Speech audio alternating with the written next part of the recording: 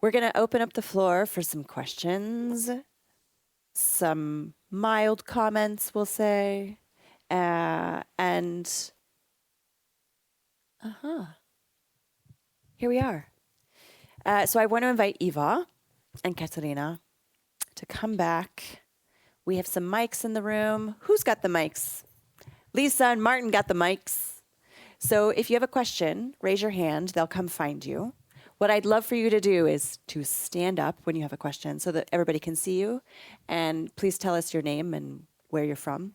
Another tiny little housekeeping thing is that as we have this discussion, if you have a question, let's try to frame it as a question. And if you have a comment, just try to keep it brief so we can include as many voices as possible in the discussion. Sound good? Thumbs up? Okay. All right, I'll start out because you guys are shy. I can see no hands right now. All right, ladies. Yeah. Here's my question for you. You mentioned manipulation. I know manipulation is one of the words that could be used today as we talk about designing behavior. But in both of your work, you're designing interventions or treatments, spaces as an intervention. And I wonder if in your work, if you've ever gotten data back, either from a focus group or a survey, or even, let's say, an organization has gotten data that said, you know what, let's not do this. Let's not intervene. Where an organization, a client, has had to say, we're going to not intervene. And it's the data that's helped them decide we're not going to intervene. And if that's too complicated, I'm just curious about how, especially in talking about the use of data and being transparent, how the folks who are part of your intervention or the target of your intervention get to participate in the intervention.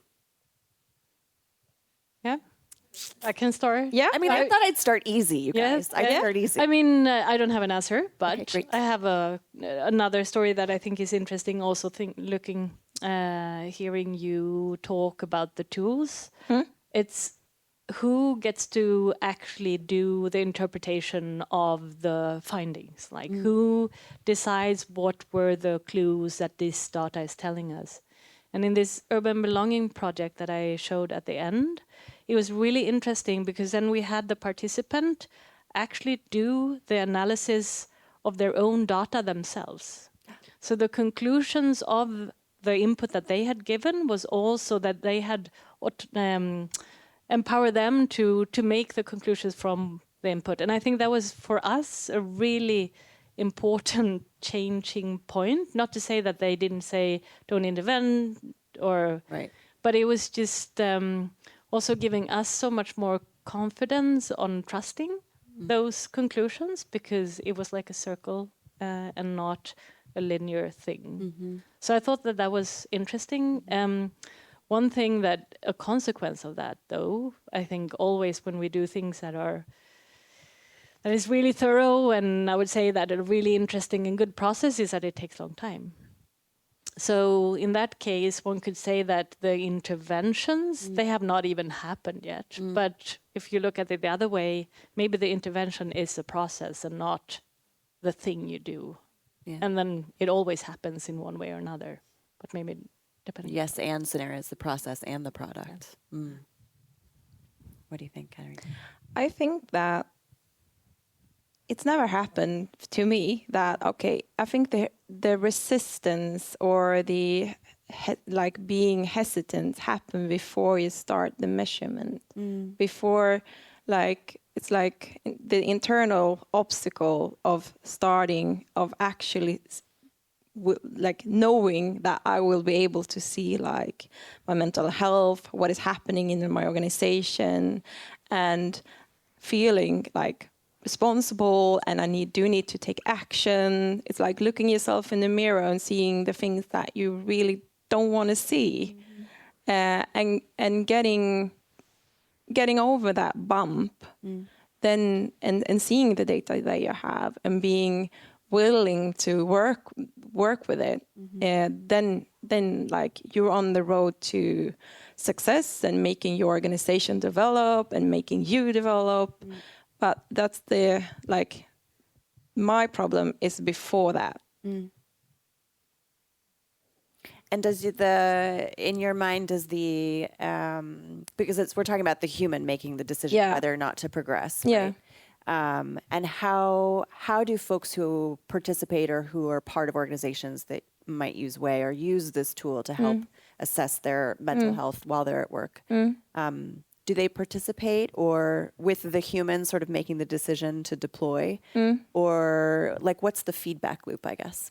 To the person so they get their result, like we see that you have elevated levels here, or be mindful of this, but they're like everything is based on their experience and the data they have imputed. So they, of course, they also have a chance to like opt out, like I don't like these result does not resonate with me. It doesn't reflect my mental health and where I'm at. Then you can always like skip it. And of course, like there's an added value if like a lot of people in a workplace want to take part, because you kind of add data and insights to your organization.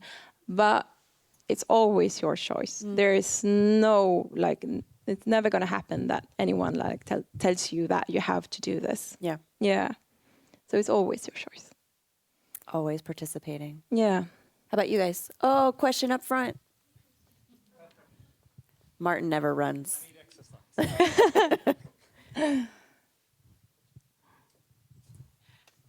Yeah, hi. I have a comment to add to the conversation. So the way that French people use the word manipulate is as in to handle a situation. So if I don't know how to do something, I'm inviting somebody else who needs to manipulate to handle the situation for me. So maybe that's an invitation of thinking about manipulation different as just somebody who's more competent or confident to handle the situation. My question is to you, actually. So if I understood correctly, you said that the people felt the most belonging in the places that were the least designed for belonging or manipulated for a certain cause. No, I wouldn't. I would. I mean, I have to read the actual conclusions, but it was more that they felt, and we could see this in other surveys as well, that you feel belonging to places that have a strong sense of identity, for instance, and a strong invitation for you, whoever you are, but specifically for you. So that's why this paradox happens that, okay, if we make a space that is perfect for you, that you feel 100% invited, it probably excludes someone else because it's not generic. It's not like for all. It's actually specifically designed to invite a certain group of people or you as a person. Okay.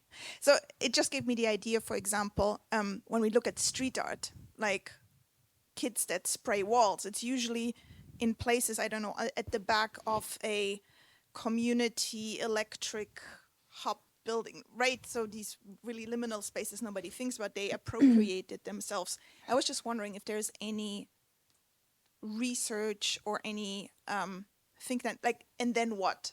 So somebody appropriated that space that was for nobody, then it became something, and then how does that impact maybe inclusion or belonging in that space? I was just wondering. Yeah, and I think it happens all the time. So what if we take your example, and we can take other examples as well. So doing that will inevitably attract and invite a certain group of people that feels that that type of environment is you belong to or you resonate with or you understand, but it will definitely push other people out. Yeah. But then the question is, if we have a space that is not used by anyone, so maybe the idea, coming back to the ski ballet thing, is to do like this multitude of invitation that are pretty specific and like really focusing on creating environments that have a very strong sense of identity and are not general or generic, or what's the English word? Yeah, but very directed towards certain groups. But we have to have so many different then, otherwise we'll exclude people. And I think it's like, just to another comment, an example, very concrete example, like how people perceive different types of greenery. With like greenery generally everyone loves almost, like very few of those photographs are connotation like bad with greenery. But if they're too manicured, it will repel a certain group, like the Stanford example. But we also know that now we have a trend, at least in our Denmark and Sweden, with, in our streets, is pretty wild nature compared to the very organized trees and cuttings. And that we know repels other groups, like immigrants that come from, we have several examples, because that connotates to them that no one cares about the place. It's just wild and it's not manicured. So the exactly same thing can repel or invite different groups. So then we have to have all of it. Yeah, that's a culture question. Yeah. Okay, thank you. Other questions? Also up front.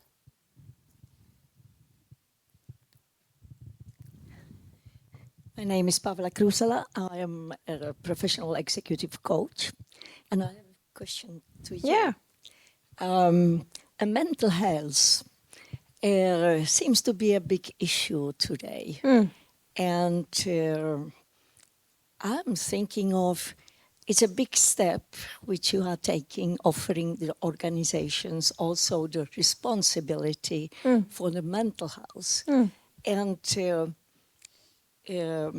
my question is actually, how can you, it can be quite easy to persuade HR people that they have mental issues in organizations. Yeah. But to get employees to get the first thing to use the app and then make an assessment, do I fit for the mental issue? And accept this awareness is quite a big step. The acceptance is always a big step. So my question is it easy to get employees' engagement about their health? To get the fitness, to go to the fitness centrum and get fit and eating healthy and everything else that. So how about my mental health? My connotation and what I have seen in organization, mental health, then I'm out. Yeah. So how do you sell it, how you promote it, how you engage people? Because it's a life. Life is up and down. Yeah. And I can be very healthy in the beginning, then something happens, and I am bombarded by negative events, and I go through it, but the body remembers, Yeah. and it comes out sometimes. Yeah. Yeah. There is a resistance to speak about and take actions in relation to mental health. It feels private. It's within the personal sphere, and people are in many ways uncomfortable to talk about it. But it's something that's super significant to be mindful of. Everyone knows that your mental health will go up and down, and sometimes you will be more mindful of getting the support from others and doing the things that you need to do to take care of yourself. And some workplaces are aware of that. Some workplaces want to have that as a part of their sustainable path, being mindful of the people that work there, do what I can to make them flourish, and be mindful of their well-being. So it's not for everyone, but it's for some. And the conversation is kind of, yeah. Find your early adopters. Yeah. Other questions? Yes, hello, my name is Rebecca and I come from the Swedish Agency of Youth and Civil Society, but I'm actually here, I was invited here for just inspiration, and inspired I've been. So thank you very much. Thank you. Well, mental illness is something growing with for youth in Sweden. We see that a lot, and I'm thinking a lot about AI as well, and what you started with, that we see the world kind of through different lenses. I put it in other words, And as you said, words mean different things in different languages. So I'm very, I'm interested in how do we keep the cultural sensitivity in when we develop the AIs, because AI is never neutral. So you said you have this app in Arabic. When I see Google Translate in Facebook with different friends that write in Arabic, the way they write and express is completely different in how I would express myself. So how do we, when someone is expressing how they feel, in, for example, I have Arabic as my native language. How do I secure that it is interpreted in the right way? Yeah. Good question. That's a super good question. So the app is not available in Arabic. We just did it to make sure that we understand how it works in like different language and cultural aspects and stuff. That's something that we need to be very cautious about when we train the models and when we develop the models. We need to be very mindful of like what's the data that we use when we develop this model, and how do we like calibrate and understand like cultural differences. So we can't just make like models and like go head into like another country. We need to make sure like how does this language model perform in these kind of tests that make sure that we calibrate and understand those cultural differences. So that's one thing with the AI. We can't just let it loose in that sense. We need to train it and make sure that like this is what it delivers on in terms of these like cultural aspects and diversity aspect before we let it loose. Other questions from the audience? Here in the middle, gentleman in the black shirt. Hello, my name is Kjell. I come from a Danish cultural media called Sound Venue. I have a question about this jazz theory about doing everything at once, because you said that, for example, loneliness is a problem, so we can make spaces so they invite to conversation and meeting new people. And that's a nice thought, but I think there's a lot of people who might be introverts and would have adverse effect on them, so they would feel they would be in a public space and they would need their own space. They wouldn't need the same nudging to talk to new people. So every time you do something, there's another group of people, like you talked about, that would have some adverse effects. And about this jazz theory, where you say, okay, then we need to do everything at once. For example, as a product designer, or when you do digital products, if you want to do everything at once, your user group is everyone, then effectively my theory is that you do nothing. When you do everything, you do nothing at all. So how is your thought about this chaos theory? How do you derive some directions to go where you kind of have the whole group in mind, but again kind of specialize in, because it's difficult to do everything, I guess. Yeah, I think it's impossible. And I mean, we shouldn't put too much weight on the ski ballet analogy, but I appreciate that you took it seriously, because parts of it is definitely serious. But I don't think, if we take the exact example that you brought up, it's really classic. Like, we have a public space, then I would say that public space cannot do one thing. It cannot be only lively. There has to be room for exactly what you said. Some people need some more privacy. They need to be able to like stand against the wall and observe and be able to withdraw or interact as they want. And some people want to be in the middle and like really engage, right? So no spaces can only do one thing. But what you just pointed out is really important. So it's not doing everything. I exaggerated. I can totally hear. It's the first time I tested this analogy as well. But I would say it as a mosaic rather than layer and blend. It's not the color brown where every facet becomes disappears, but it's more like super fine mosaic. And the question is, how small pieces do we have to make in order to get people to meet across different groups? Because we need to have that social interaction that transcends people that are the same as us. And then I think that mosaic and the size is really important. Like, how many different types of invitations can we give one space where people can see each other and meet? So thank you for finding the analogy. yeah, I will yeah. think about how I can Cool. Thank get you. that in. Okay, we have time for one more question. There's a lady right beside you, Lisa, in a yellow blouse. This will be our final question, and then we'll break and we'll come back.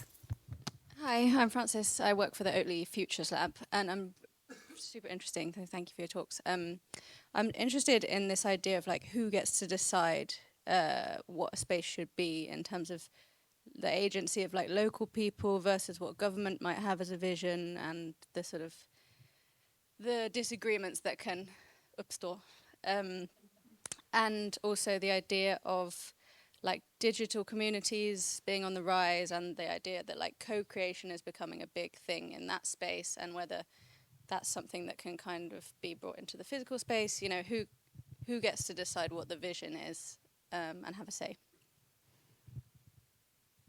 Yeah, I think it's who gets to decide. It's a big question. I'm just if I take your question, I'm thinking of what I've also just said. If we take the example of some of the findings from that Stanford project, right? When we could see a correlation between monumental architecture, for instance, and how that repels some people, it would be easy to translate that finding into let's not do monumental architecture because that repels someone. But then we also know, if we take it one step further, that there's extremely sense of empowerment for groups that have felt excluded and then actually feel included. So what if we can work with that as a concept, monumentality, and see if there's a way we can invite the people that have felt repelled? Maybe we can even like make something double better rather than just taking whatever information we get and then do it. And I think that when you described your app, what I really liked about the investigation was that it wasn't one time, right? It was because everything changes, and this happens to everything, groups and how we perceive space. It changes. It's never static. Like, okay, I feel this about this space, and then in a year's time, I experience different, and I feel different. So somehow, who gets to decide? It cannot be one decision at one point in time. It has to be some sort of iterative, evolving culture of decisions, I think, that can influence different parts of a process or different parts of a project or whatever it is, and then allowing things for change. So we have a vision, but we don't have a checklist exactly what it's going to be like. And then that vision can actually hold a lot of differences or a lot of input. So that was a very non-precise answer, but... Ooh, we're here for the uncertainty. We're going to take a break now. I hope your brains have been filled. Grab some beverages. Come back in 15 minutes, and we'll hear from Michael and Sala about the ethics of all of this persuasion.